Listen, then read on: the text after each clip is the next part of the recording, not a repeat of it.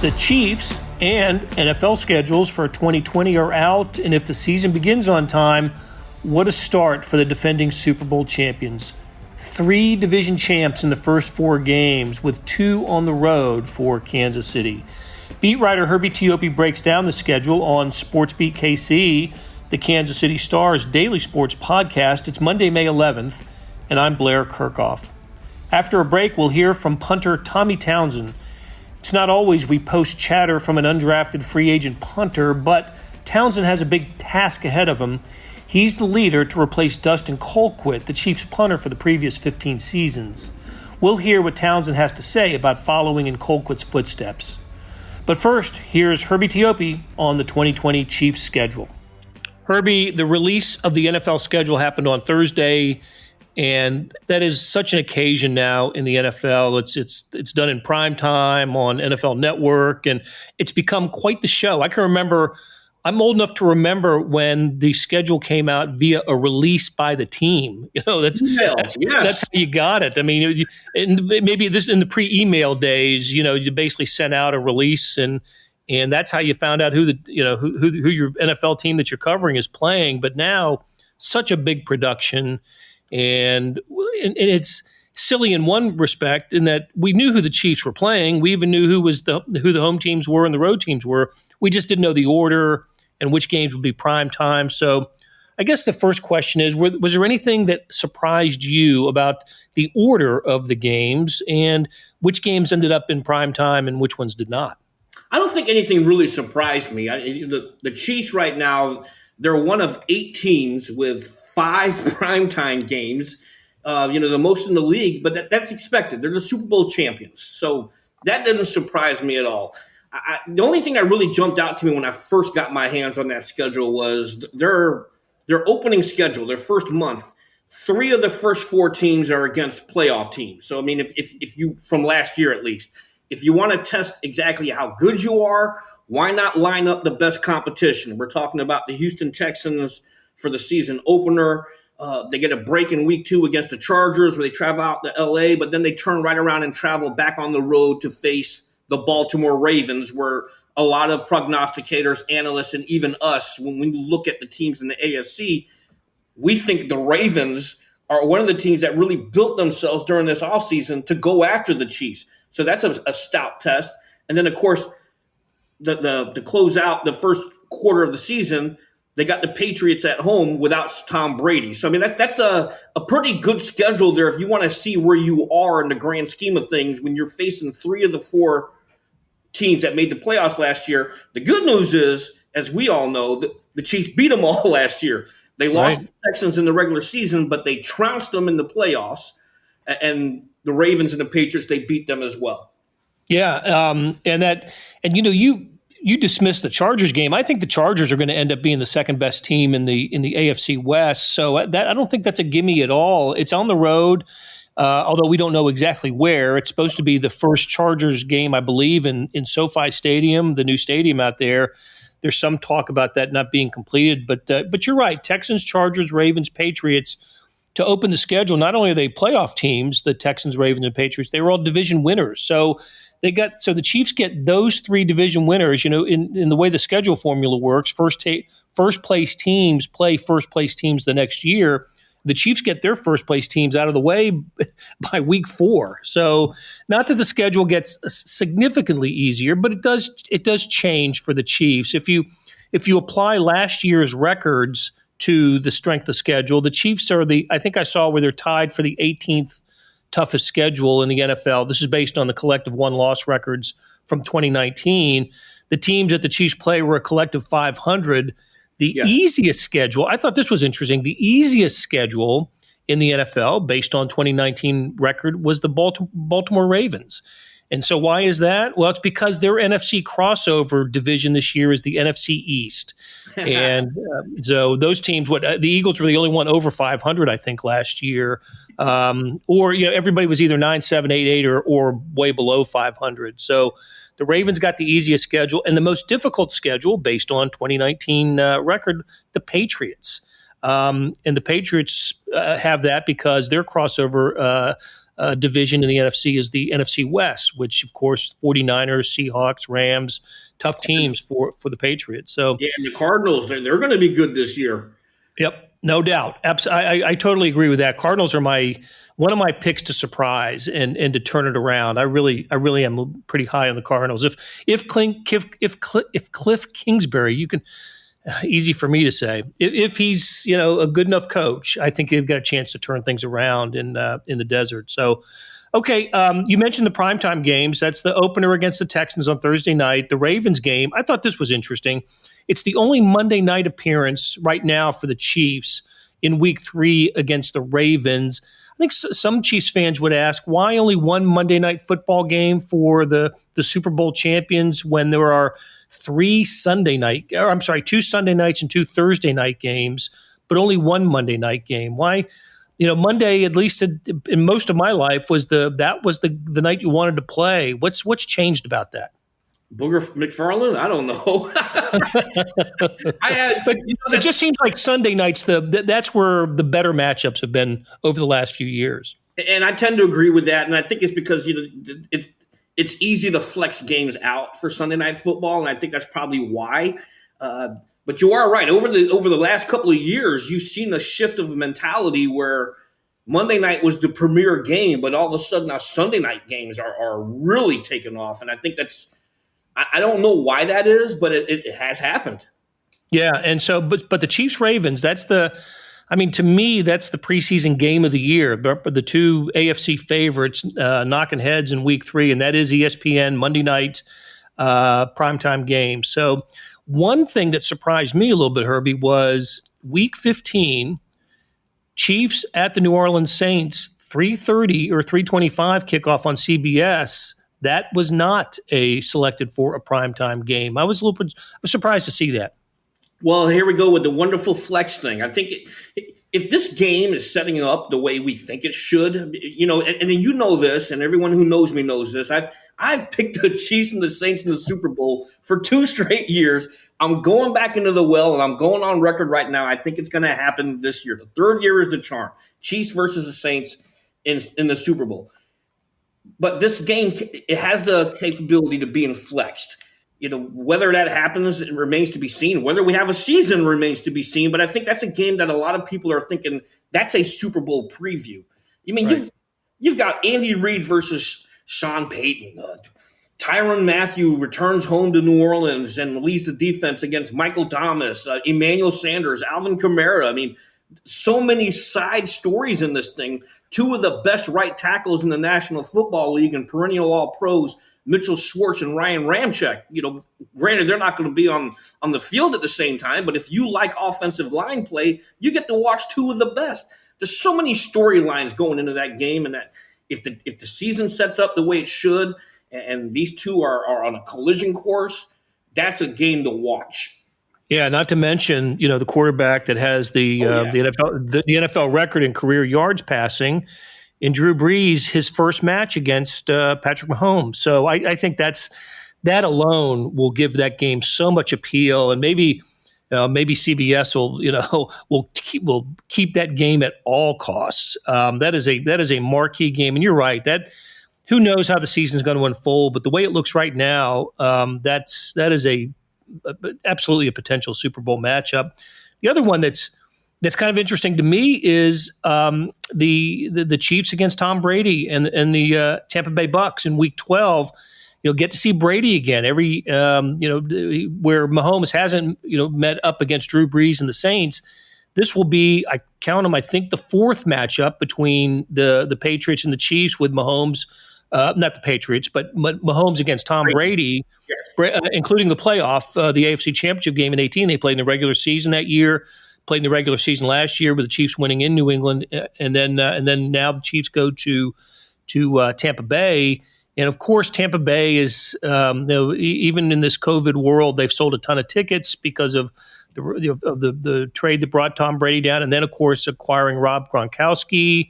And they were talking about being the first the first team to play a home game or play a Super Bowl in their home stadium, because that's where the Super Bowl is going to be in January or February of 2021. So that game also will have a lot of appeal. And again, that one's $3.25 on CBS right now. I don't know if I see that one flexing out, because the week before and the week after, the Chiefs play night games on Sunday, primetime games. What do you think? Yeah, and I think you're right on that. But, the thing with the Tampa Bay Buccaneers, you mentioned Tom Brady, and I think this schedule for them, at least, is all about the Brady effect, because the Buccaneers also have 5 primetime games. And when you think of the Bucs, you certainly don't think primetime, but Brady changes a lot there. And this is a totally different Buccaneers teams from the ones that I covered when I was down there in the NFC South, because Brady, Mike Evans, Chris Godwin, he's got some fantastic weapons on the outside there, and he certainly didn't have those kinds of wide receivers in New England. So that matchup also is something to put on the radar, because I think that's going to be a fun game. Yeah, it's just for, who knows when fans, if fans will be in, if assuming that there's a season, but for Chiefs fans, the rotation works out that they play at the Bucs and at the Saints, with the Panthers and Falcons coming to Kansas City. You kind of wish it was flipped this year. I remember in 2016 when the Bucs and the Saints came to Arrowhead, and Drew Brees, the Chiefs beat Drew Brees. I believe you were at that game, covering the Saints for your first trip back to Arrowhead when you left Kansas City, and were covering the Saints at that time. So, Alex Smith beat Drew Brees in that game. So, hey, here's something else that really struck me. I don't know if it's significant, but I know the Chiefs are the only team in the NFL with this little peculiarity on the schedule. Listen to this. All of their away games are in clusters. So away, they have 4 sets of away, right? So it starts with Chargers, Ravens in weeks 2 and 3, Bills, Broncos in weeks 6 and 7, Raiders, Bucks 11 and 12, and then Dolphins, Saints in 14 and 15. I don't know if that's significant or not. It's just rare or unusual in that 31 other teams don't have that. At least the Chiefs don't have a spot on their schedule where they're home, away. It's always in clusters. And but the Chiefs do end the season with 2 home games. And I know Andy Reid loves that. He absolutely loves having teams come to Arrowhead in December, especially if they're from warm weather climates. And look who's coming to Kansas City in weeks 16 and 17, the Atlanta Falcons and the LA Chargers. Am I reading it? And a team that plays out in sunny California. Right. Am I reading anything into that, though? The fact that their away games are in clusters, is that an inherent disadvantage, or I don't. Let me ask you this. Let me put it this way, Herbie. How much input do teams have in their scheduling, and where games are played? I know there were some factors like Oakland always had to work around baseball, the A's, and some teams have had to work around college football, like the LA Coliseum, the home stadium for USC. So, do teams have really kind of any influence on where they play games? No, because this is some top secret formula that the league likes to use. They lock guys into a schedule room and let the chips fall where they may. And I think it worked out well for them. And the reason I'm going to say that is simply this. Andy Reid loves setting a routine. When you've got back-to-back road games, back-to-back home games, he's the kind of guy that can focus in on that. It's like, this is what we're going to do to prepare for this. Whereas opposed to road game, home, home, away, home. You can set into a nice little rhythm here when you know your road games are always going to be back-to-back, and then you're home for 2 more games. I think it works out perfect for him. And heck, the Chiefs were 7-1 on the road last year. They had a better road record than home record. So it doesn't seem to matter where the Chiefs play. So, hey, and the other thing that is interesting about the schedule for the entire NFL this year is there are a handful of teams from either coast, right? From East Coast teams going west and West Coast teams going east that did request playing, both away games if they had teams in the same time zone, playing those back-to-back, so those teams wouldn't have to travel back, make 2 trips to the opposite coast. So you'll see you'll see the Chargers playing 2 games in a row in the East and not coming back to LA. And you'll see, I forgot the other, maybe I saw the Patriots. Yes, the Patriots they play the two, I think the 2 LA teams, or the Patriots stay out in the West for a Sunday game and then a Thursday night game. So I found that to be interesting. The Chiefs don't have to worry about that being in the middle of the country. Look, their first away game's at LA, their second away game a week later is at Baltimore. It's not a travel inconvenience for the Chiefs to have that kind of schedule. They did it last year, right? They opened it at Jacksonville. In week 2, they were in Oakland, and they ended up winning both of those games. So there is a little advantage, I guess, to being in the Midwest. Absolutely. One thing that we haven't talked about here, and I don't know if it was on your script or not, but the game that I'm really looking forward to, and you're gonna think I'm crazy about this, Week 6 against Buffalo. They're going to travel up to Buffalo to play the Bills. I think the Bills are going to be surprising a lot of people this year. So that's Thursday night game. Game. Ooh, so you like that one? You like Chiefs Bills? 2 good young quarterbacks. Buffalo. I just like that game. Well, that obviously Fox did too, and the NFL did too, to put that on Thursday night at 7:20, and it just shows it's the Bills have been a playoff team 2 of the last 3 years now, and I think they've if it's not going to be the Patriots in the AFC East, it's going to be the Buffalo Bills, and that is absolutely I think a team that you would have on your playoff radar going into this season are the Buffalo Bills. So how would you look? We've talked about just about every opponent here. What is does it go without saying that the game against the Saints would be the best quarterback matchup, or the Saints or the Bucks with Brees and Brady, 2 first ballot Hall of Famers, or Lamar Jackson? Which one of the quarterback matchups are you looking forward to the most? Drew Brees versus Patrick Mahomes. That's the one I'm looking forward to the most.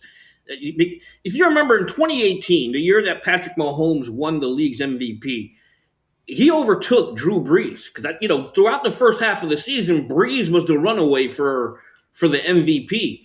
I just want to see that game because I've covered both quarterbacks, and I just want to watch that at the Superdome, and that's a popcorn type game. Just sit back and just enjoy yourself.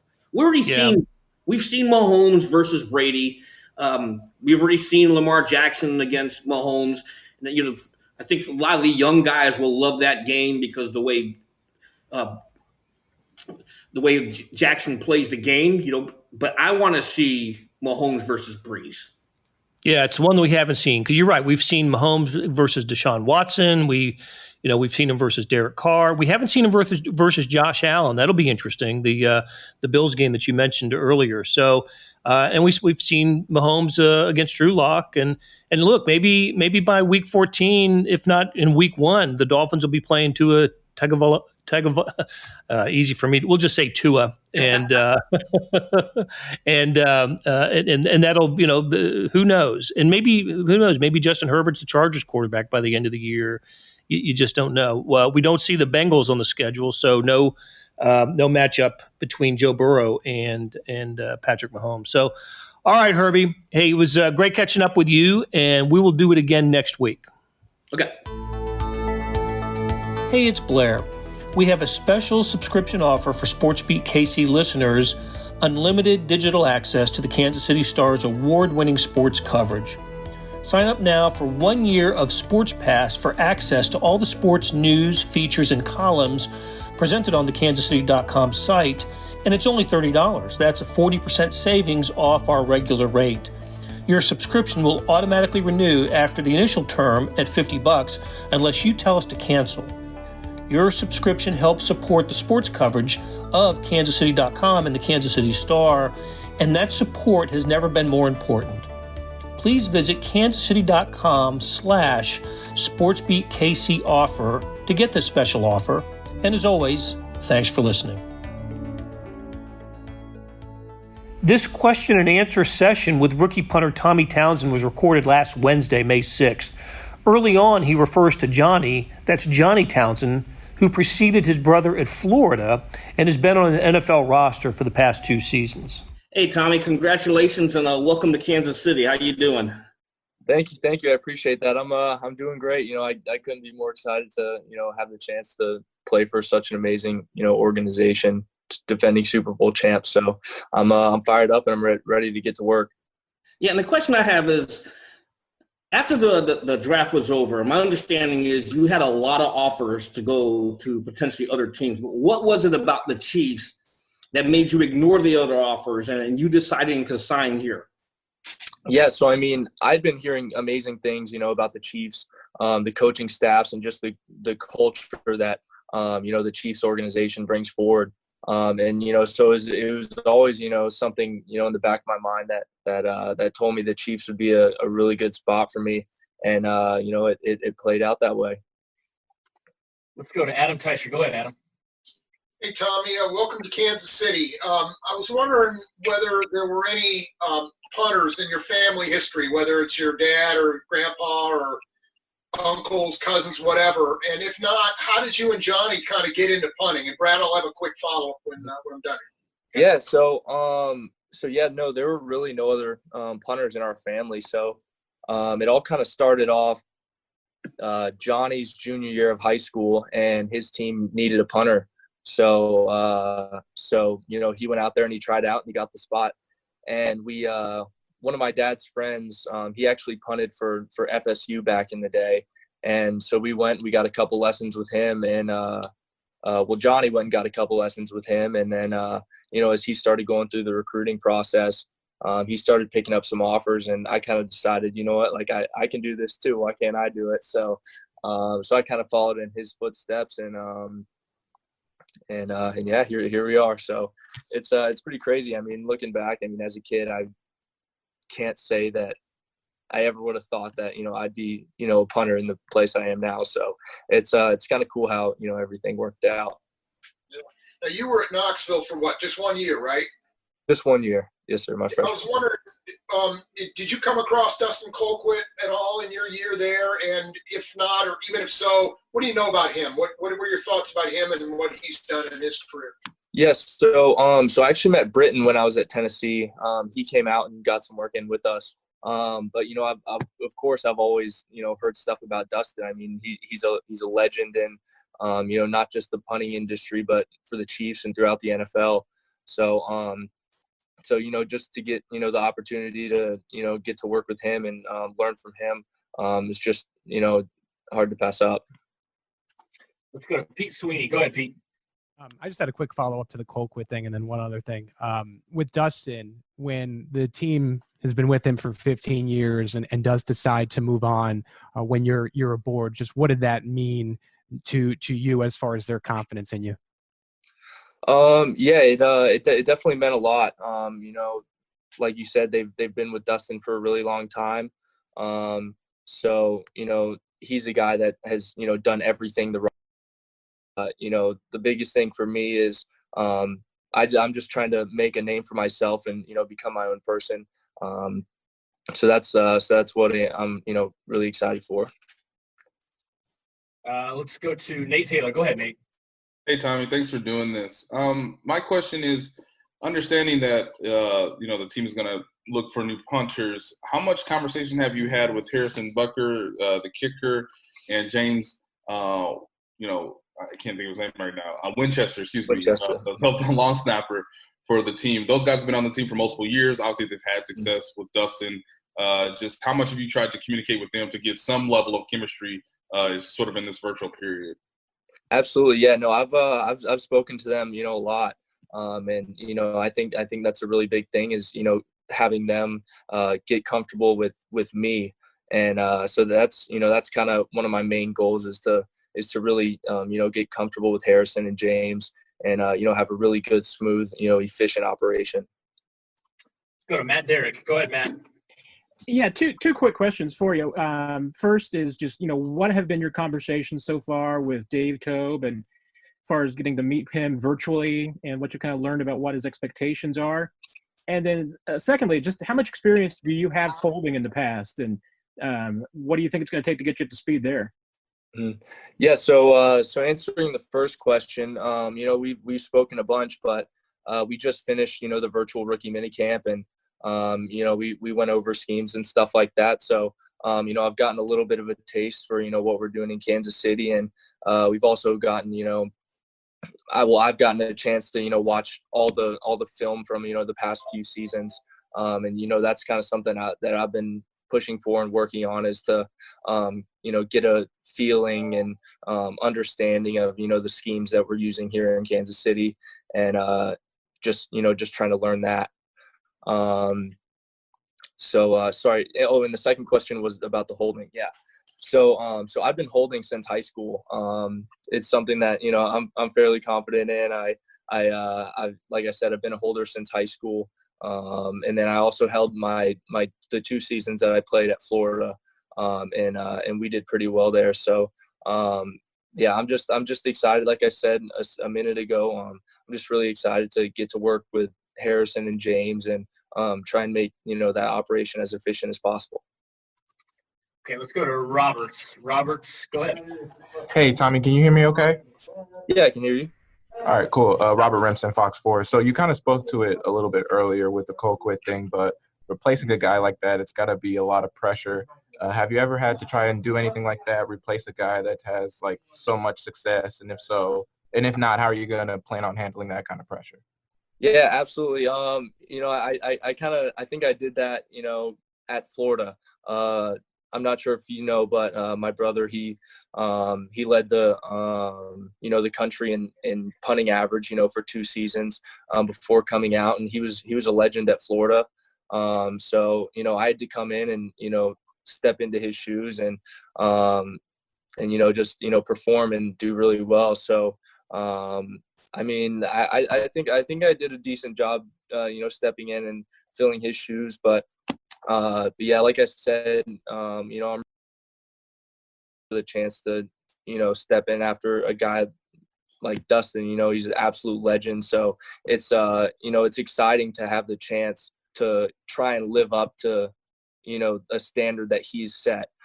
So that's something that doesn't scare me. It excites me. To me it's an opportunity to to try and do what he's done. Let's go to Mick Schaefer. Go ahead, Mick. Hey, Tommy, I wonder what has your brother told you about life in the NFL? I know he's bounced around to a couple teams already, and life's kind of a journeyman's life as a punter in the NFL. What kind of words of wisdom has he passed on to you?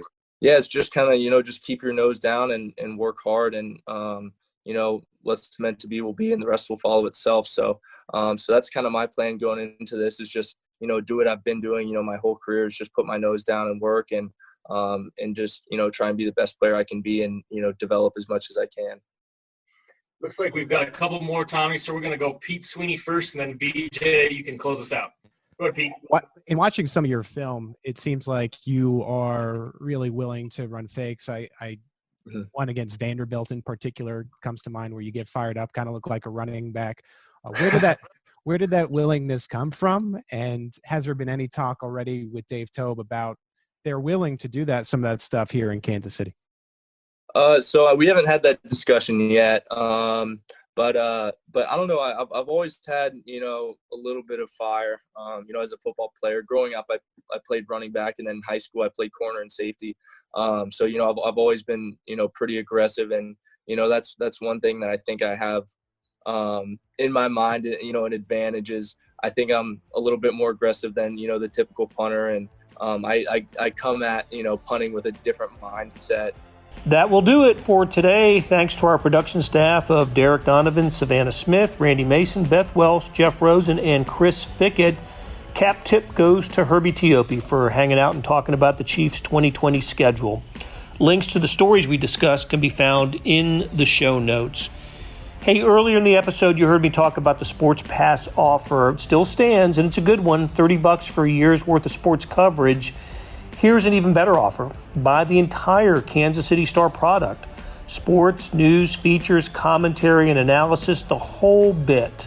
You get all the stories written by my talented colleagues, and the details can be found at account.kansascity.com/subscribe.